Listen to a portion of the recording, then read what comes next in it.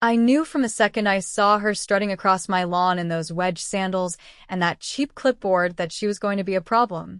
Her name was Zandra Newell, HOA president, self-declared community protector, and a middle-aged tyrant with a spray tan vendetta. She was the kind of woman who'd peek through window blinds at 2 in the morning just to check if your porch light was HOA approved. And today, her target was my dog. Now, my dog, Duke, is a 70-pound rescue with a bark that sounds worse than he is. He's part shepherd, part melting marshmallow, and all loyalty. The worst thing he's ever done is steal a rotisserie chicken off my grill last July. But apparently, barking from behind a 6-foot fence when Xander strutted by with her yappy designer purse counted as aggressive behavior. I was tightening a bolt on my mailbox post because apparently it was leaning at a visually disruptive angle when Xandra barreled up the sidewalk. "Raynor," she barked. "We need to talk about your dog." I looked up, wiped my hands on an old rag, and forced a polite nod. "Afternoon, Xandra. Something wrong. Your animal is a danger to the community." He lunged at me this morning.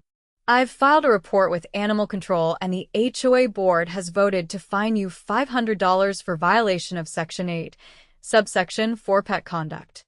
I blinked. He barked. "Through a fence, while you walked on the sidewalk." He growled with intent. She snapped, jabbing her red pen at me like she was fencing. "And your fence isn't up to code." I measured it myself. Half an inch too tall on the west side. "You'll hear from the board." "Are you seriously weaponizing a measuring tape right now?" She didn't answer. Just turned on her heel and stomped back down the sidewalk, her little rat dog yapping all the way like it had something to prove. I wasn't shocked. Xandra had been gunning for me since the HOA elections last spring, when I made the mistake of showing up and suggesting maybe we didn't need to spend $5,000 on ornamental shrubs for the neighborhood entrance. Ever since, she'd been hitting me with violations like she was throwing darts blindfolded. But this? Accusing Duke of being vicious. That lit a fuse. By the next morning, I had a notice from Animal Control taped to my door and a certified letter from the HOA. The letter claimed multiple residents had expressed concern over Duke's temperament and that I was being fined and required to attend a mandatory hearing. Funny thing is, I talked to my neighbors. Most of them love Duke. Some even bring him treats. So I started asking around. Out of the 22 homes in our cul-de-sac, not one person admitted to reporting Duke. 11 of them told me they'd never even heard him bark. 5 told me they'd actually heard Xandra's dog yapping more often.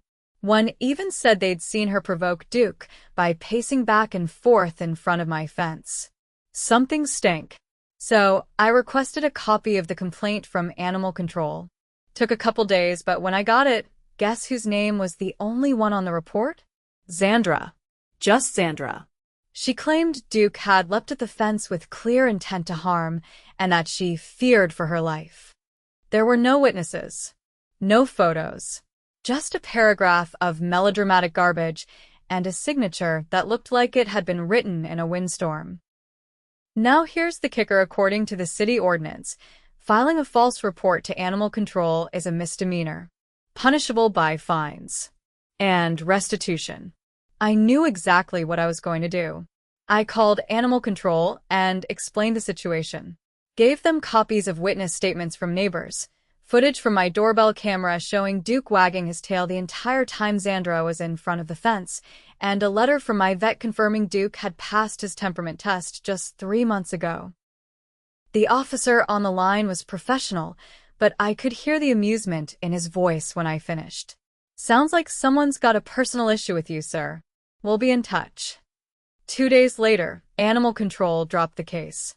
But they didn't stop there. They billed Xandra for the time and resources wasted on the false report over $700. That's when I took it a step further. I printed the invoice, highlighted the fine, attached a copy of the city ordinance about false claims, and I slid it into an envelope with a sticky note that said, "Since you're so concerned with community accountability, I figured you'd want to settle this promptly.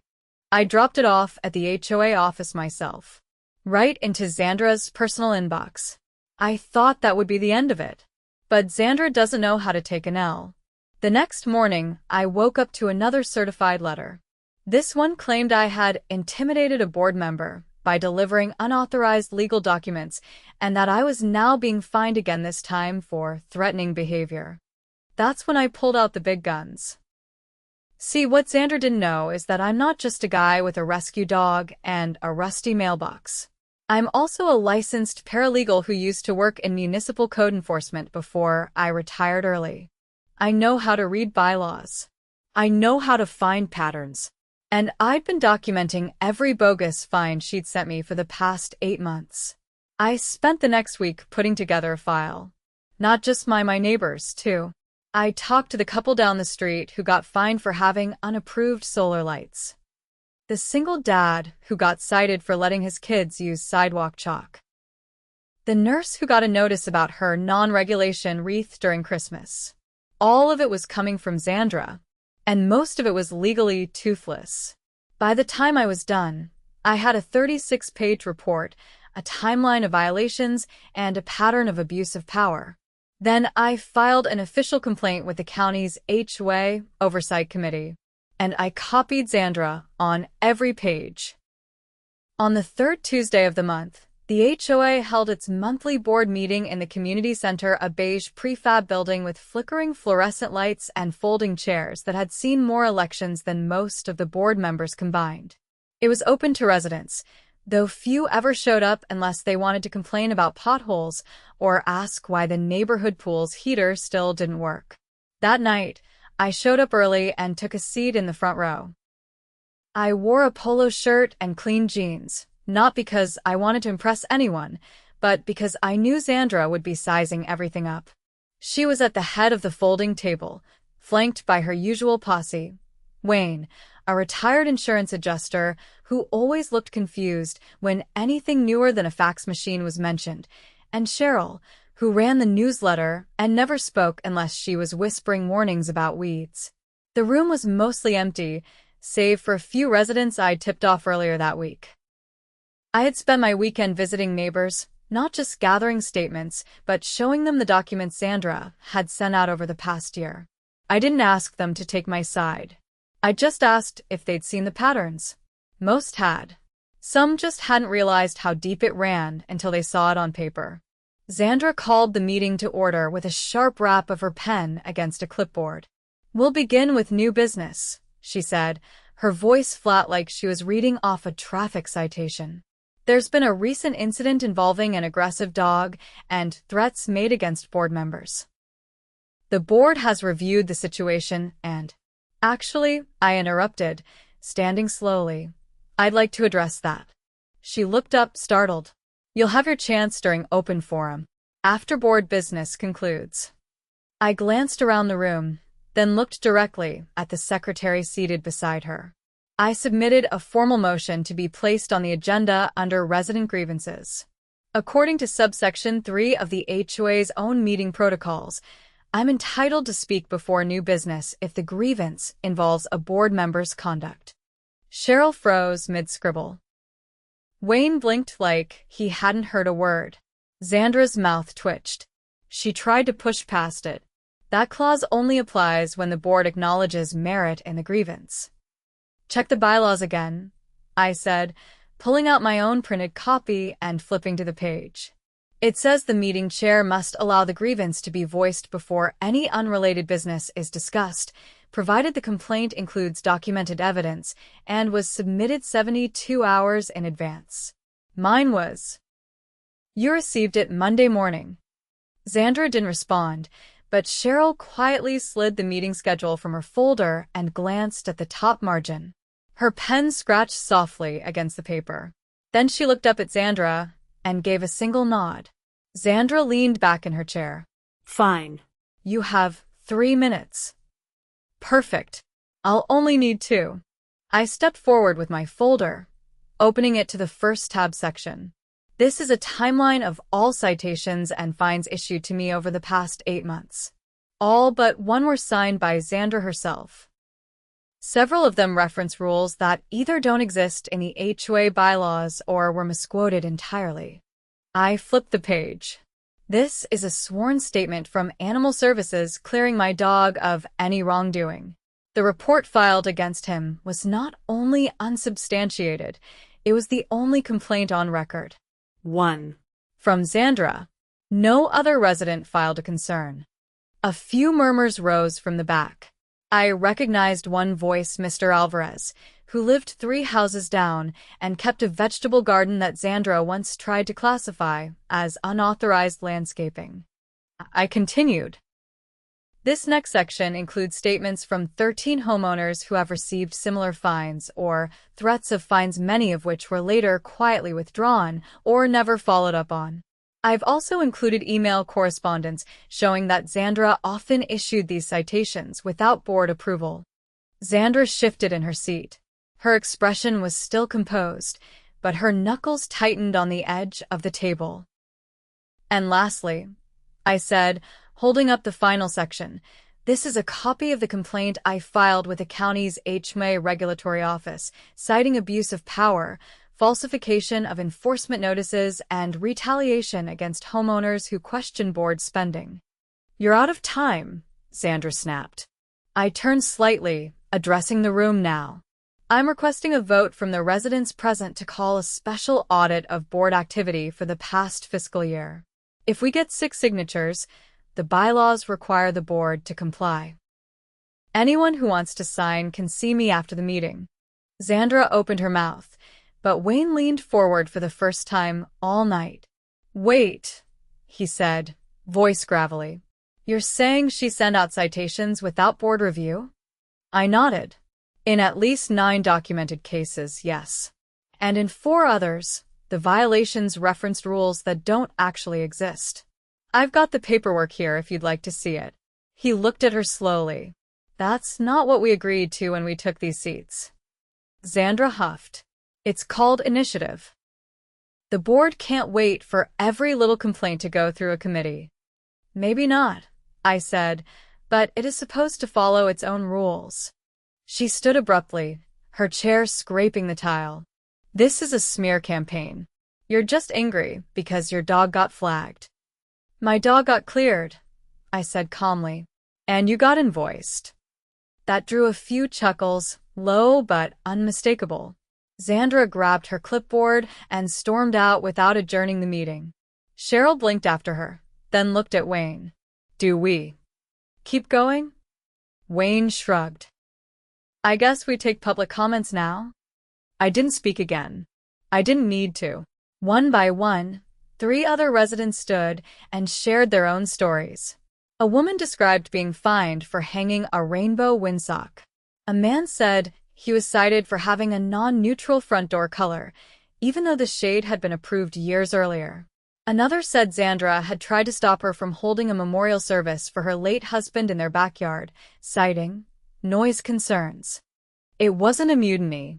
Not yet. But the dam had cracked. After the meeting, I stood near the door with the petition. I didn't ask anyone to sign. They just did. Quietly. Intentionally. By the end of the night, I had 11 names. Cheryl approached last. She looked tired, like someone who'd been holding her breath for too long. I always thought she was a bit aggressive, she said softly, but I didn't realize how far it had gone. I nodded once. It's easier to ignore until it knocks on your door. She looked at the stack of papers in my folder. You're organized. You ever think about running for the board? I laughed. I just wanted to fix my mailbox. She gave a small smile, then walked off into the night, her flats clicking faintly on the concrete. The next morning, a notice went out from the board secretary announcing a special audit would begin the following week.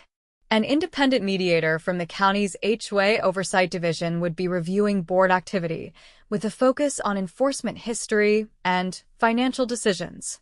Xandra didn't send out the notice. Her name wasn't on it at all. 2 days later, a for sale sign appeared on her front lawn. No one in the neighborhood asked why. They already knew. The neighborhood was quieter after Xandra's sign went up, but not in the peaceful way. It was the kind of quiet you get when everyone's waiting to see what happens next, garage doors hesitating before they open, people waving a little longer than usual like they were checking if you were still watching. They weren't scared anymore. Just alert. I spent the next few days reorganizing the documents from the audit request. County officials had already sent an acknowledgement letter, and a preliminary meeting was scheduled for the following Thursday.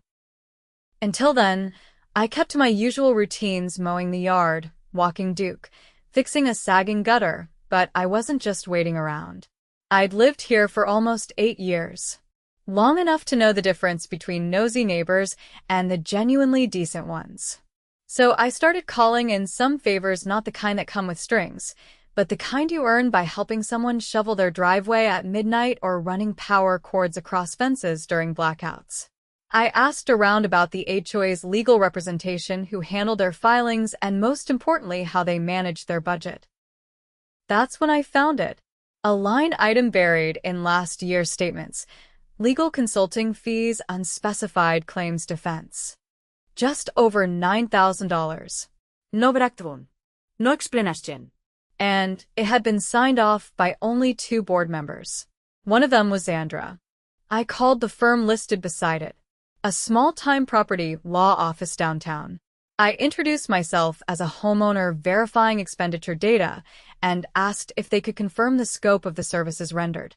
The woman on the phone hesitated, said she wasn't authorized to release that without written approval from the board.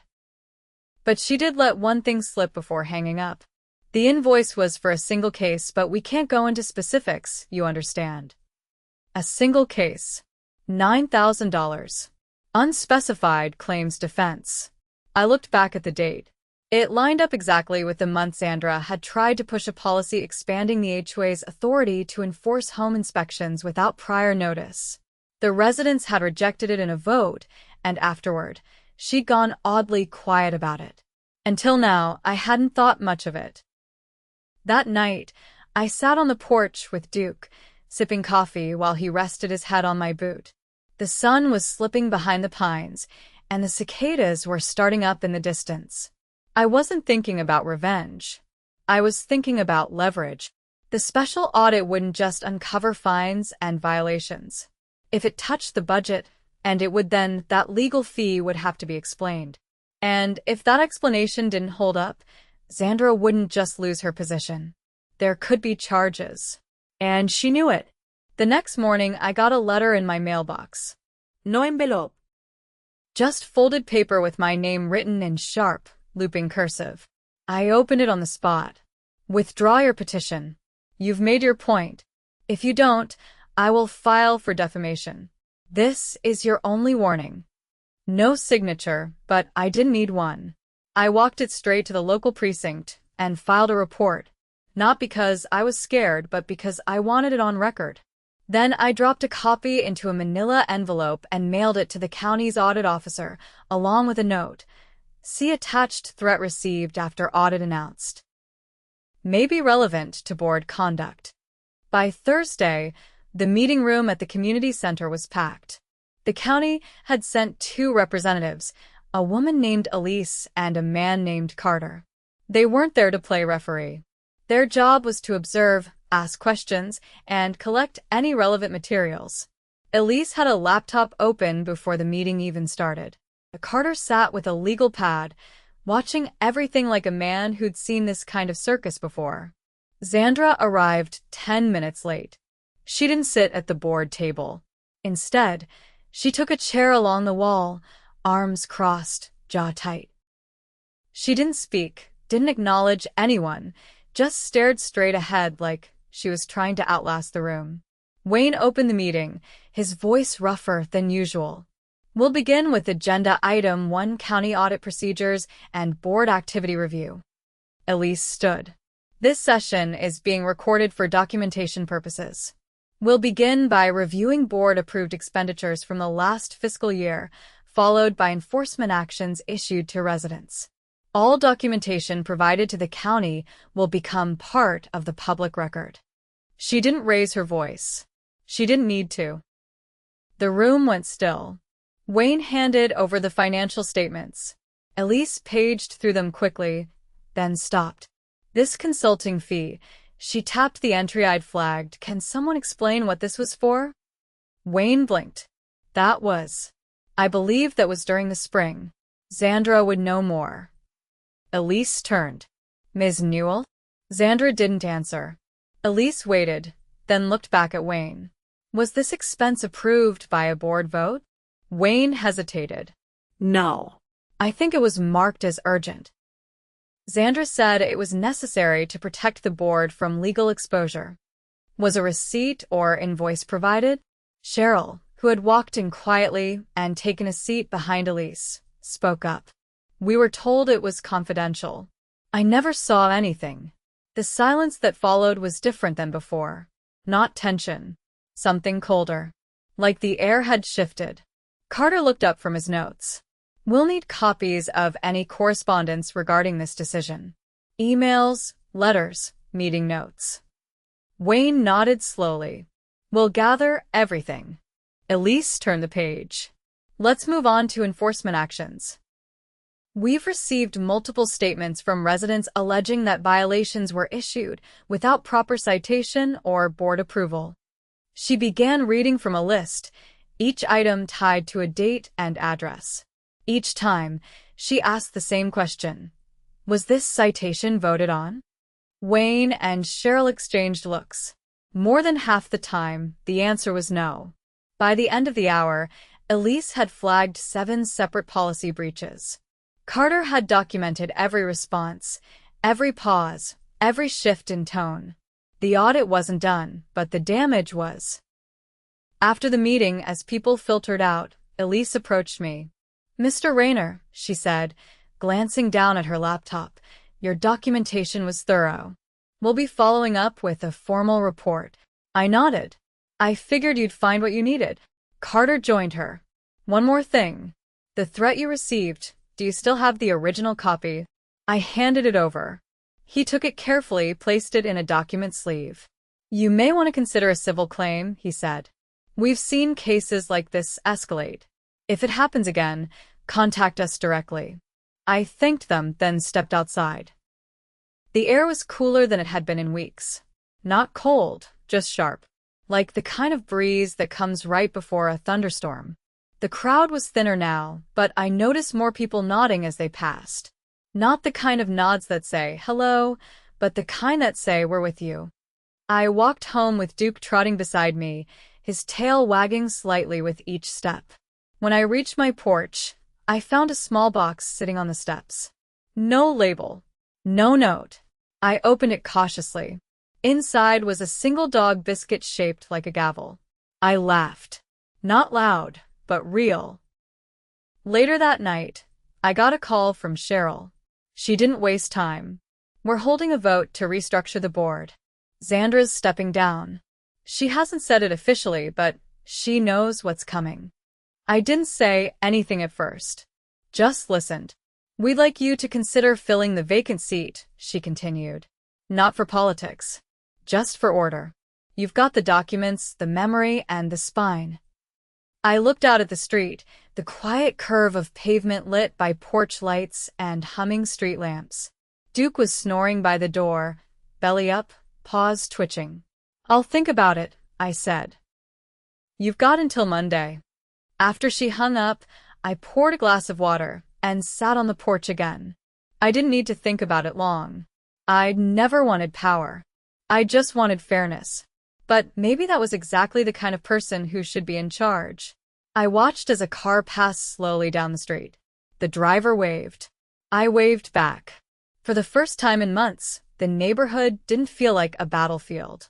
It felt like a place worth defending. The Monday deadline came and went. I declined the board seat. Not because I didn't think I could handle it, I knew I could, but because I'd already stirred the hornet's nest. I'd done what I set out to do. Expose the rot, pull the curtain back, and let the community see who'd been yanking the strings behind the HOA curtain. I didn't need to sit behind the table to make sure it stayed clean. I just needed to make sure nobody, like Xandra, ever got to hold the mop again. The new board reorganized without her. Cheryl stepped up as interim president until they held a formal election in the fall. Wayne stayed on, quieter now, more deliberate. He even knocked on my door one afternoon to drop off a copy of the updated financial policy they drafted to avoid discretionary spending. It was handwritten in places, but the intent was clear: transparency. I kept the document in a kitchen drawer, like a weird kind of trophy. That week, I thought the storm had passed. I figured Xandra would pack up her mirrored wall decor, her fake orchids, and her stack of HOA guidebooks and vanish into the next zip code like a bad memory. But people like her don't go quietly. Not if they think they still have a foothold. It started with a letter. Not from her directly. This one came from a law firm 2 towns over, on thick ivory paper that smelled faintly of toner and cheap cologne. I unfolded it at the kitchen counter while Duke gnawed on a frozen peanut butter treat at my feet. It was a cease and desist. The letter claimed I had publicly defamed and harassed Ms. Xandra Newell by willfully disseminating false and damaging information, and that I had incited hostility toward her within the community. They demanded I retract all accusatory statements and issue a written apology or face further legal action. I read it twice. Then a third time. Then I set it down and stared at the window for a bit. She'd hired a lawyer. I called Elise from the county audit team. She answered immediately. "She's still trying to intimidate you?" Her voice didn't sound surprised, just annoyed. "You're not the first homeowner who's had to deal with legal posturing after an audit goes south." "She wants an apology," I said. "For evidence." Let me guess, nothing in the letter references the actual findings from the audit. Not a word. Then she's fishing. It's a scare tactic. "You don't owe her anything." I thanked her and hung up, then turned back to the letter. Duke looked up at me, one ear flopped sideways, tail thumping once against the tile. "You know," I said, crouching beside him, "I think it's time we gave her something back." I didn't write a letter. I didn't send a reply. What I did was better. I filed a small claims suit. See, in our state, you can represent yourself in civil court for damages under $10,000. And I had receipts, literal ones. The bill from animal control, the vet's time spent writing temperament documentation, the hours I'd spent compiling the audit materials, the emotional distress of a false claim that nearly got my dog labeled dangerous. I itemized everything. I kept it modest, realistic. I wasn't trying to bleed her dry. I just wanted her to remember that every choice has a consequence. The court date was set for mid-April. Small courtroom in the county annex building, the kind that smelled like old folders and floor wax. I wore the same outfit I'd worn to the HOA meeting. Not to make a point, but because I didn't need to impress anyone. All I needed was the truth. Xandra showed up 15 minutes late, wearing a blazer a shade too tight across the shoulders and sunglasses she didn't take off until the bailiff told her to. She had a lawyer with her.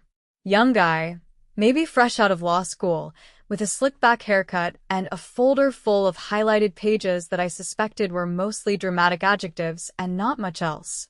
The judge, a woman with silver hair pulled into a tight French twist and no patience for nonsense, asked me to state my claim. I did so clearly, with visual documentation. I presented the animal control invoice, the email from the vet, and a timeline of communication between myself and Xandra. I included a copy of the HOA bylaws to show how she had acted outside her authority. The lawyer objected at least 4 times. Each one was overruled. When it was Xandra's turn to speak, she didn't even glance at me. Her voice shook just slightly when she described the trauma of being targeted and publicly humiliated by a neighbor with a vendetta. She called me obsessive, aggressive, and, at one point, a well-disguised bully. The judge leaned forward, hands clasped. "Ms. Newell, did you file a report with animal control regarding the plaintiff's dog?" "Yes," she said tightly. "And did you witness the dog attempting to attack you?" "I believed he intended to harm me." "Did you have any video footage?" No. "Did anyone else witness the event?" No. The judge turned to her lawyer. Did you review the animal control findings? He hesitated. Yes, Your Honor. And did they find the animal to be dangerous? No, Your Honor. And the invoice does your client contest that she was charged for filing a false report? No, Your Honor. The judge turned back to me.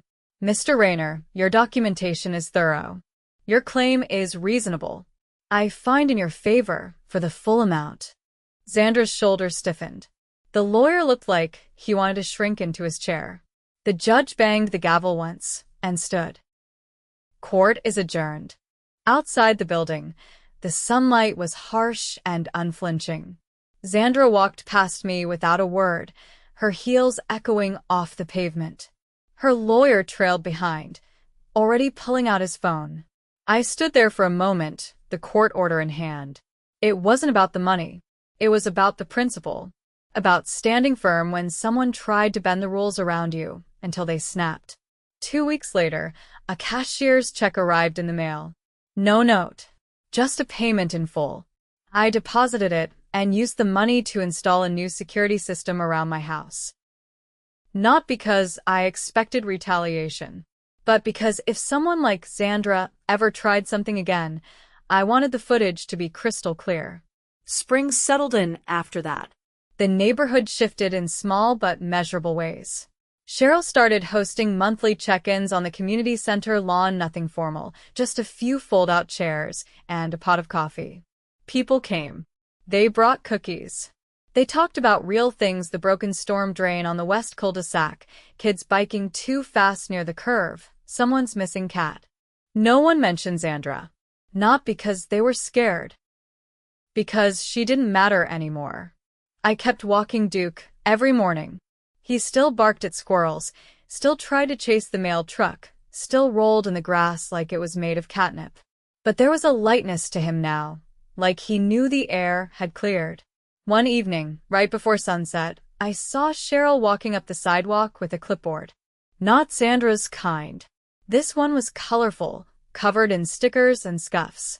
I know you said no before, she said, handing it to me, but we're putting together a neighborhood advisory group. No politics. No voting. Just people who care. Thought you might want to be the dog liaison. I looked down. Duke was sitting politely, tongue out, tail sweeping the sidewalk. Dog liaison, I said. That a real title? Sure is, she grinned. Unpaid and underappreciated. The best kind. I took the clipboard. All right, I said. But only if I get to veto any more vicious dog complaints. Deal. As she walked away, Duke trotted beside me. No leash needed. The sky was streaked with orange. The air smelled like cut grass and fresh soil. For the first time in months, I didn't feel like I was defending my home. I felt like I was part of it again.